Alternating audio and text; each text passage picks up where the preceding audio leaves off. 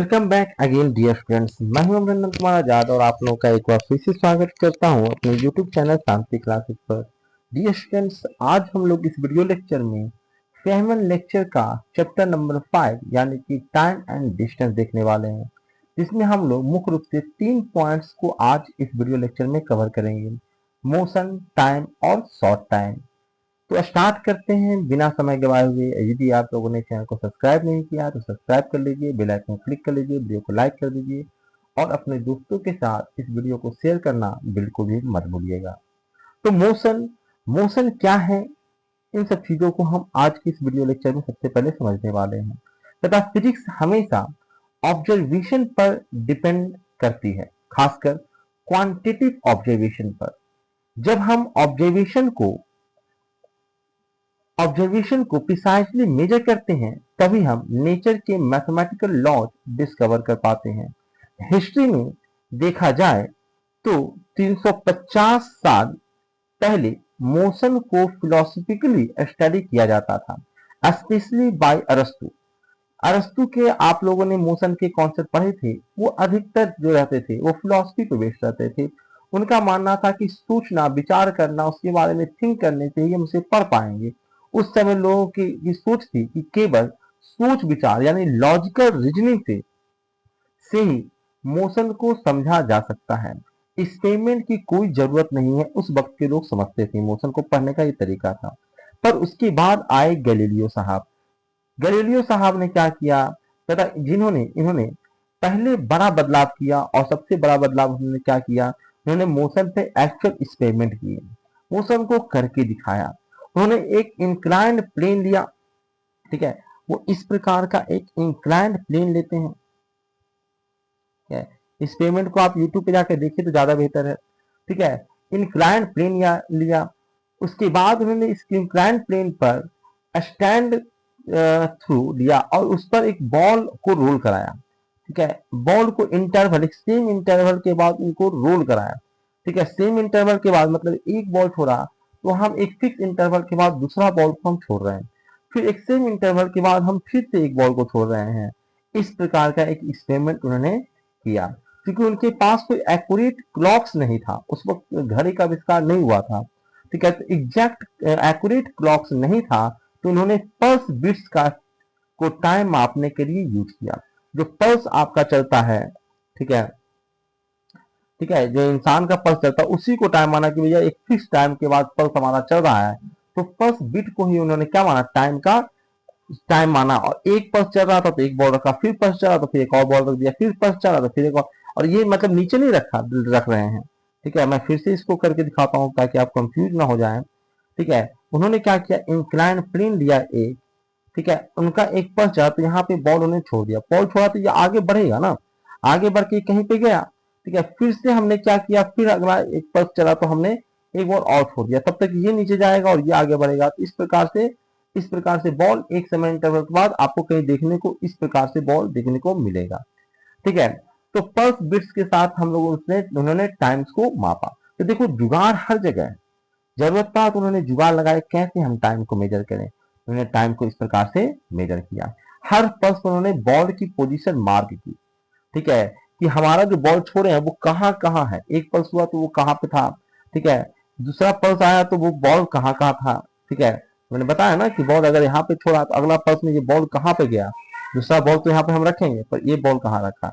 अगला पल्स आया तो ये बॉल आगे बढ़ गया होगा तो ये कहाँ पे है, तो उसको मार्क करते चले गए, ठीक है।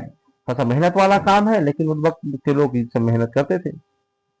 तब उन्होंने जो पैटर्न ऑब्जर्व किया वो था कि बॉल की पोजीशन टाइम के साथ जो है 1:4:9:16 इस प्रकार का रेशियो बना रहा है, ठीक है। क्या कर रहा है जी, तो कहता है जो पोजीशन जो है वो टाइम के साथ इस प्रकार का रेशियो बना रहा है, ठीक है। यानी कि जो डिस्टेंस है, उन्होंने ऑब्जर्व किया कि जो डिस्टेंस है वो डायरेक्टली प्रोपोर्शनल है टाइम के स्क्वायर की। टाइम के स्क्वायर की डिस्टेंस जो है वो डायरेक्टली प्रोपोर्शनल है, ऐसा उन्होंने ऑब्जर्व किया। इसको आप लोग पहले से जानते हो, मैं बस आपको बता रहा हूं कि किस प्रकार से डेवलपमेंट हुआ था ताकि आपको इंटरेस्ट बने। आप जानते हो कि भैया ग्रेविटेशनल एक्सेलरेशन के अगेंस्ट सब चीज हो रहा है, तो dv बाई dt से आप समझ सकते हो कि v इक्वल टू होगा आपका at, ठीक है, इसको फर्दर इंटीग्रेट करने के लिए अगर आप डिस्टेंस निकालोगे तो half of eighty square. Conditions में ले रहा हूँ कि इनिशियल वेलोसिटी को हम जीरो लेते चल रहे हैं। ठीक है, तो हम लोग ये देख रहे हैं कि भैया जो डिस्टेंस है वो टाइम के स्क्वायर के डायरेक्टली प्रोपोर्शनल है। ये उन्होंने एक्सपेरिमेंट से ही पता कर लिया था, हमारे पास तो फॉर्मूला है तब ना। उस वक्त हम गैलीलियो की बातें कर रहे हैं, अभी तो हम बेसिक पे ही चल रहे हैं। ठीक है, तो हम ये कर उन्होंने ऑब्जर्व किया था। क्या ऑब्जर्व किया जी? कहता है कि जो डिस्टेंस था वो टाइम के स्क्वायर के डायरेक्टली प्रोपोर्शनल था। इसका मतलब है कि मोशन में जो रिलेशनशिप है वो मैथमेटिकल लॉ के थ्रू डिफाइन किया जा सकता है। ये पहली बार किसने बताया था? कहता है गैलीलियो ने ही अपने ऑब्जर्वेशन के थ्रू ये बताया था और प्रूफ किया था। ठीक है, चलिए आगे बढ़ते हैं। अगला किस्सा है टाइम का। द टाइम का क्या किस्सा है सर? कि टाइम को डिफाइन करना काफी मुश्किल है। ठीक है, डिक्शनरी में भी अगर आप उल्टोगे टाइम का डेफिनेशन खोजोगे तो इस प्रकार से डिफाइन करेगा। ठीक है, एक साइकिल में डिफाइन कर देगा। तो साइकिल में डिफाइन करने का मतलब है कि भाई मेरा घर कहाँ है तो तेरे घर के सामने, तो तेरा घर कहाँ तो मेरे घर के सामने। कहता इस प्रकार का डेफिनेशन मतलब कि भैया हम फाइंड आउट कर ही नहीं पाए। ये अगर तुम नहीं बताओगे एक दूसरे का, ए का घर कहाँ है करके, तब बी के सामने, बी के घर के सामने, और बी का घर कहाँ है करते ए के घर के सामने, तो भैया हम लोग घर पे पहुंचेंगे कैसे? इस प्रकार से कोई एग्जैक्ट डेफिनेशन इसका नहीं बनता है। जैसे अगर हम डेफिनेशन खोजेंगे तो कहेगा टाइम इज अ पीरियड। ठीक है, टाइम क्या है? एक पीरियड है। और पीरियड क्या है भाई? भाई अब हम टाइम को तुमने कहा पीरियड है तो हम खोजेंगे ना कि भाई पीरियड क्या है फिर। तो कहता है पीरियड इज अ टाइम। क्या है? पीरियड क्या है जी? तो टाइम है। तो ले, फिर टाइम क्या है भाई? तो टाइम पीरियड है, तो पीरियड क्या है? टाइम है। तो हम अलबत्ते रह जाएंगे, कोई सख्त डेफिनेशन, कोई फिक्स डेफिनेशन तक नहीं पहुंच पाएंगे। तो कहता है कि सर कुछ ना कुछ तो लोगों ने आइडिया लगाया होगा, इतने बुद्धिमान लोग हैं दुनिया में, तो यहाँ कुछ ना कुछ तो जुगाड़ लगाया है। क्या जुगाड़ है भैया? क्या है?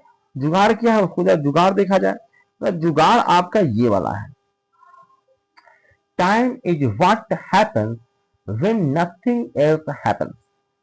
Time is what happens when nothing else happens. क्या है? इस प्रकार से हम टाइम को डिफाइन करते हैं। ठीक है, इसलिए हम टाइम को स्ट्रिक्टली डिफाइन नहीं करते, बल्कि देखते हैं कि हम उसे कैसे मेजर करते हैं। बस हम मेजर करने का तरीका ढूंढते हैं। एग्जैक्टली हम टाइम को कोई स्पेसिफिक डेफिनेशन से डिफाइन नहीं कर सकते हैं। पता है टाइम को मेजर करने का सबसे पुराना तरीका है किसी पीरियोडिक इवेंट को ऑब्जर्व करना। ठीक है, कहता जैसे सर एग्जाम्पल, कहता डे नाइट का साइकिल से हम मेजर करते थे कि एक डे नाइट बीत जाएगा तो 24 घंटा हो गया। तो आप क्या कर रहे हो? एक रिपीटेड साइकिल से आप चीजों को मेजर कर रहे हो, टाइम को मेजर करने की कोशिश कर रहे हो। ठीक है, तो इस प्रकार से हम मेजर करते थे। लेकिन अगर हम ध्यान दें तो डेली डेज सेम नहीं होते। कभी दिन छोटे लगते हैं, कभी बड़े होते हैं। सीजन के हिसाब से ठंडा में हो सकता है दिन छोटा रहे, रात बड़ा हो जाए।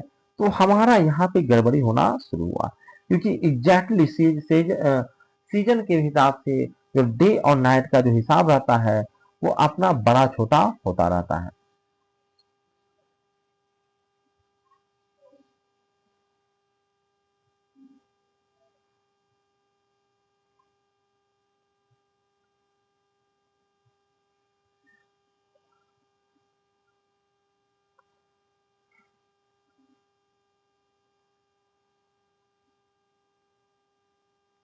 तो फिर सवाल उठता है कि टाइम को फिर हम कंपेयर मेजर कैसे करें? जरा टाइम को मेजर करने के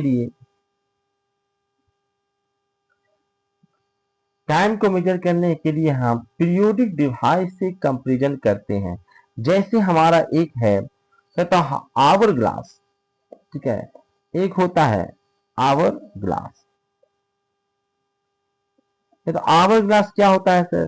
कहता आपको एक सैंड वाला फिल्म उलिम में देखते हो इस प्रकार का डिवाइस, जिसमें यहाँ पे बालू रहता है, धीरे धीरे नीचे गिरता है। वो पूरा बालू को खत्म होने में 1 घंटा लगता है। इस चीज को हम बार बार रिपीट करता रहते हैं, रिपीट कर करके हम नाप लेते हैं कि एक बार गिरा तो 1 घंटा, 2 बार गिरा तो 2 घंटा, 3 बार गिरा तो 3 घंटा। इस प्रकार से हम इससे मेजर टाइम को करते थे। इसको हम कहते थे आवर ग्लास, जिसमें रेत नीचे गिरती गिरती रहती थी। कोई व्यक्ति हर बार जब रेत खत्म होती है तो इसे उलट कर देता है, उलट कर रख देता है। तो हम आवर को काउंट कर लेते हैं। अब अगर हम सनराइज से अगले सनराइज तक आवर काउंट करें तो वेरिएशन दिखाई देगा, ठीक है। लेकिन अगर हम नून से नून तक अगर कंपेरिजन करें, ठीक है, नून से नून तक टाइम को हम मेजर करें तो वो लगभग कांस्टेंट रहेगा। यहीं से हम समझ में आता है कि टाइम को मेजर करने के लिए हमें ऐसे इवेंट की जरूरत है जो रेगुलरली रिपीट करता हो, ठीक है। इससे हमें क्या समझ में आया पूरा इस डिस्कशन से, कि टाइम को अगर मेजर करना है तो आपको कोई ऐसी व्यवस्था बनानी पड़ेगी जो बार बार अपने चीजों को रिपीट करता रहता है, ठीक है। एक समय एक फिक्स टाइम इंटरवल में अपने आप को रिपीट करता है, ऐसे कोई इवेंट को देखना पड़ेगा, उसी से हम कंपेयर करके टाइम को मेजर कर पाएंगे। अब थोड़ा हम शॉर्ट टाइम की ओर चलते हैं। पता शॉर्ट टाइम क्या है भाई? पता टाइम इतने बड़े बड़े इंटरवल में नहीं, बहुत छोटे इंटरवल में भी हमको देखना है। पता पहले जमाने में पेंडुलम से छोटी टाइम इंटरवल्स को मेजर किया जाता था। पेंडुलम जानते हो आपकी, एक बार लिया इसको डोला के छोड़ दिया, ये चूंकि अपने आप मोशन को रिपीट करता रहता है। और अभी मैंने बताया कि यही पीरियोडिक जो मोशन होते हैं उसी से हम टाइम को मेजर किया करते थे और अभी भी करते हैं, ठीक है। तो कहता है कि पहले जो ऐसे लॉन्ग जो मेजरमेंट होते थे, ठीक है, जो लॉन्ग जो छोटे मेजरमेंट होते थे उसको हम लोग पेंडुलम के थ्रू मेजर करते थे। कहता है गैलीलियो ने ऑब्जर्व किया कि जब पेंडुलम छोटे छोटे स्विंग करता है तो उसका टाइम इक्वल रहता है। या बहुत बड़ा नहीं कि उठा के हाथ पे बोल दो, नहीं, बहुत छोटे अगर स्विंग करता है पेंडुलम तो उसका टाइम इक्वल रहता है। ये भी जो ऑब्जर्वेशन था वो किसका था? गैलीलियो का था, ठीक है। और क्या किया भाई उन्होंने? कहता इसी प्रिंसिपल से पेंडुलम क्लॉक्स बने। इसी प्रिंसिपल से हमने क्या बनाया? पेंडुलम क्लॉक्स को बनाया, जहां स्विंग्स को काउंट करके हम टाइम मेजर किया करते थे। यानी अगर एक सेकंड में अगर पेंडुलम एक घंटे में 360 स्विंग करे, एक सेकंड में क्या करे? कहता एक सेकंड में अगर पेंडुलम एक घंटे में 300 स्विंग्स करे तो इसका मतलब है कि एक स्विंग बराबर एक सेकंड है। इसका मतलब है कि एक स्विंग बराबर कितना है? एक सेकेंड, ठीक है, क्योंकि एक घंटे में वो कितना स्विंग कर ले रहा है? 3600 स्विंग कर ले रहा है। बाद में आया आपका इलेक्ट्रॉनिक ऑक्सीलेटर्स, ठीक है, काफी डेवलपमेंट हुआ। और क्या आया भाई? कहता इलेक्ट्रॉनिक्स ऑक्सीलेटर्स आया, ठीक है। इलेक्ट्रॉनिक्स ऑक्सीलेटर्स आए, ये पेंडुलम से बहुत ज्यादा फास्ट और एक्यूरेट होते थे। इन ऑक्सीलेटर्स में इलेक्ट्रिक करंट के रेगुलर ऑक्सीलेशन यूज होते थे। आप जानते हो कि करंट जो है, खासकर एसी करंट, अल्टरनेटिंग करंट, अपने साइकिल को बार बार रिपीट करता रहता था, ठीक है। तो इसी से क्या होता था? उसके ऑक्सीलेशन से हम मेजरमेंट करना शुरू किए, जिससे हम बहुत ही छोटे छोटे मेजरमेंट कर पाते थे, ठीक है।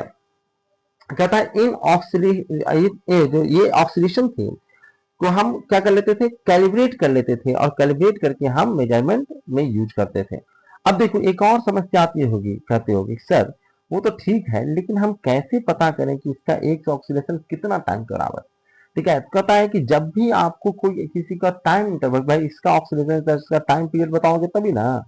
तो तब इसका टाइम पीरियड बताने के लिए इससे भी छोटे ऑक्सीलेटर जो इससे भी कम समय में, ये अगर एक सेकेंड में एक बार डोलता है तो हमको एक सेकेंड में 2-3 बार डोलने वाला ऑक्सीलेटर चाहिए, तभी जाके उससे हम कंपेयर करके इसका टाइम हम बता सकते हैं कि इसका कितना सेकेंड इसका टाइम पीरियड है, ठीक है। कहने का मतलब है कि फास्ट ऑक्सीलेटर को स्लो वन से कंपेयर करके उसका टाइम फिक्स किया जाता है, ठीक है। अगर हमको किसी का टाइम फिक्स करना है, मान लेते हैं हमने एक ऑक्सीलेटर लगाया और इसका तुम टाइम फिक्स करना चाहते हो कि भैया ये कितना देर में डोलता है, ठीक है, तो इसका टाइम कैसे देखोगे? ठीक है, तो फिर एक ऑक्सीलेटर चाहिए आपको, ठीक है, वो ऑक्सीलेटर इससे भी कम टाइम में डोल जाए, ठीक है, उससे भी कम टाइम में अगर डोल जा रहा है, जल्दी जल्दी डोल रहा है, तो हम देखेंगे उसके बारे में। हमको अगर पता है कि ये एक सेकंड में 10 बार डोल जा रहा है तो इससे कंपेरिजन करेंगे कि ये कितनी बार डोला, तभी ना इसका हम टाइम पीरियड बता पाएंगे, ठीक है। तो यानी कि हम कहना चाह रहे हैं कि फास्ट ऑक्सीलेटर को स्लो वन से कंपेयर करके उसका टाइम फिक्स किया जाता है। मतलब बहुत ही फास्ट अगर ऑक्सीलेटर है, अगर बहुत फास्ट ऑक्सीलेटर है, जैसे कुछ माइक्रो सेकेंड या नैनो सेकेंड वाले, ठीक है, माइक्रो सेकेंड वाले, या फिर हमको नैनो सेकेंड में हमको मेजर करना है, ऐसा हमको ऑक्सीलेटर चाहिए। कहता है नैनो सेकेंड को ऑब्जर्व करने के लिए हम यूज करते हैं किसको जी? कहता ऑक्सीलोस्कोप, ठीक है, ऑक्सीलोस्कोप का हम इस्तेमाल करते हैं, ठीक है। जो बहुत छोटे मेजरमेंट होता है, जो इलेक्ट्रिकल सिग्नल को ग्राफ में दिखाता है। ठीक है, तो इलेक्ट्रिकल सिग्नल जो आ रहा है उसको ग्राफ में दिखाने वाला काम करता है ऑक्सिलोस्कोप। ठीक है, ये आपको मिल जाएगा, थोड़ा सा महंगा इंस्ट्रूमेंट है, लेकिन हम लोग का जो इलेक्ट्रिकल लैब हुआ करता था कॉलेज में, वहां पे होता था। ठीक है, तो आप लोग भी हो सकता है आप लोगों का जो 12th का फिजिक्स का अगर लैब होगा, आप जाते होंगे तो वहां पे भी आपने देखा होगा इसको। ठीक है, ऑक्सिलोस्कोप कहता है ऑक्सिलोस्कोप से हम इसको मेजर करते हैं, और बहुत ही छोटे छोटे मेजर करते हैं, तो पूरा ग्राफ बना कर देता है, तो ग्राफ से हम बहुत छोटे छोटे माइन्यूट बिट टाइम को मेजर कर लेते हैं। ठीक है, कहता है कि इसे हम कह सकते हैं कि माइक्रोस्कोप फॉर टाइम। ये ऑक्सिलोस्कोप को हम ये बोल सकते हैं कि कुछ और नहीं, माइक्रोस्कोप है। जैसे हम छोटे कीड़े मकोड़ों की, वायरस बैक्टीरिया को देखने के लिए माइक्रोस्कोप का इस्तेमाल करते हैं, उसी प्रकार से छोटे टाइम्स को देखने के लिए हम लोग ऑक्सिलोस्कोप का इस्तेमाल करते हैं। ठीक है, देखने का मतलब ये नहीं कि आंख से देख रहे हो, नहीं, वो ग्राफ बनाता है। ठीक है, इस प्रकार से मैपिंग करता है, उस मैप के आधार पे हम टाइम को मेजर करते हैं। ठीक है, तो उसको हम कह सकते हैं कि ये कुछ और नहीं, माइक्रोस्कोप है फॉर टाइम्स। ठीक है, अगर हम कुछ मॉडर्न ऑक्सीलेटर्स की बात करें, तो मॉडर्न ऑक्सीलेटर तो इतने फास्ट हैं कि उसका period 10 to the power minus 12 second तक होती है। ठीक है, बहुत कम कम टाइम पीरियड वाला भी ऑक्सीलेटर आपका मॉडर्न टेक्नोलॉजी में आ चुका है। जैसे अब क्या होता है, लेजर से और छोटे टाइम इंटरवल जनरेट होते हैं, पर अभी वो पूरी तरह से कैलिब्रेटेड नहीं है। ठीक है, कैलिब्रेट भी तो करना है, उसको देखना है, एक बार किसी से हमको कैलिब्रेट करके देखना है ना कि भैया वो वो तो टाइम इंटरवल ना बता देगा कि इतना देर में इतना चक्कर काट लेता है, इतना मतलब कितना टाइम हो गया, इसको कैलिब्रेट करना पड़ता है किसी स्टैंडर्ड से। ठीक है, तो उसको कैलिब्रेट करना भी थोड़ा सा बाकी है, उसमें थोड़ा सा मुश्किलें आ रही है। ठीक है, तो आगे कहता है कि एक अल्टरनेटिव तरीका है, अगर हमें किसी प्रोसेस का डिस्टेंस और स्पीड पता लग जाए। अल्टरनेटिव तरीका क्या है भाई, कहता अगर हमें डिस्टेंस, हमको पहले से पता लगे कि इसका जो स्पीड में बहुत तेज चल रहा है, कहीं से हमको स्पीड पहले से पता है इसका।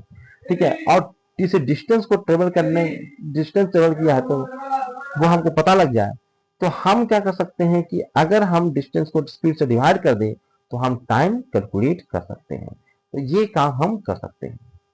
जैसे अगर हम एग्जाम्पल्स की बात करें, ठीक है, कहता है कि पाई मेसॉन का जो लाइफ टाइम होता है, ठीक है, पाई में मेसॉन क्रिएट होता है आपके न्यूक्लियस के अंदर, कहता है इसका जो लाइफ टाइम होता है वो 10 to the power minus 16 second का होता है। बहुत कम, एक सेकेंड का 10 टू पावर माइनस 16 सेकेंड, यानी कि एक डिवाइडेड बाई एक पे कितने जीरो, कहता है कि 16 को, तो इतना कम। ठीक है, कहता है इसको भी हम आज के समय में मेजर कर पा रहे हैं। कहता है ये जो पाई में सॉन है, इसका समय लाइफ टाइम कितना होता है, 10 पावर माइनस 16 सेकेंड, जो उसके ट्रैक की लेंथ से फोटोग्राफिक फिल्म में मेजर किया गया था। कहता है आगे हम लोग इससे भी छोटे छोटे टाइम मेजर कर चुके हैं। एक्सट्रीम शॉर्ट टाइम का एग्जांपल अगर हम दें, तो एटॉमिक न्यूक्लियस में वाइब्रेशन का टाइम जो होता है लगभग 10 to the power minus 24 second के करीब होता है। ठीक है, जो बहुत कम है। ठीक है, लेकिन फाइनल क्वेश्चन वही है कि क्या इतना छोटा टाइम रियल है, क्या कोई चीज इतनी छोटी अवधि के लिए एग्जिस्ट कर सकता है? आप मुझे कमेंट सेक्शन में बताइए, और हम लोग नेक्स्ट चीजें तो भैया नेक्स्ट वीडियो लेक्चर में तो देखेंगे ही, हम लोग इस पर चर्चा करेंगे ही। तो फिजिक्स हम सिर्फ पढ़ नहीं रहे हैं, रट्टा नहीं मार रहे हैं, उसको फील करने की कोशिश कर रहे हैं, उसे समझने की चेष्टा कर रहे हैं। तो हमारे साथ बने रहिए।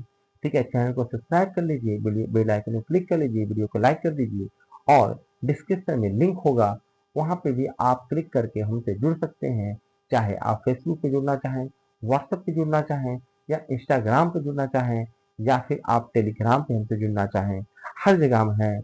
आप कहीं भी हमसे जुड़कर हमारे से क्वेश्चन पूछ सकते हैं, कोई समस्या है तो उस पर डिस्कशन कर सकते हैं। इस वीडियो लेक्चर में इतना ही था। बहुत बहुत धन्यवाद आप लोगों का। इस वीडियो लेक्चर को शेयर करना बिल्कुल भी मत भूलिएगा। ठीक है, ये मैं जान रहे हो कि मैं किसी प्रकार का ऐड वीडियो पर नहीं डालता, ताकि आपका कोई टाइम बर्बाद ना हो, लेकिन ये जो वीडियो आप शेयर करते हो, लोग वहाँ तक पहुँचते हैं, थोड़ा सा मोटिवेशन मिलता है, क्योंकि मेहनत किया जा रहा है आप लोगों तक चीज़ों को पहुँचाने के लिए। ठीक है, इससे फ़ायदा हो, मैं ऐसे ही मेहनत नहीं करूँगा जब तक लोगों को इससे बेनिफिट ना हो। तो आपका काम है ये कि आप अधिक से अधिक लोग जिसको इसकी ज़रूरत है वहाँ तक इसे पहुँचाइए। इस वीडियो लेक्चर में इतना ही था। Thank you very much.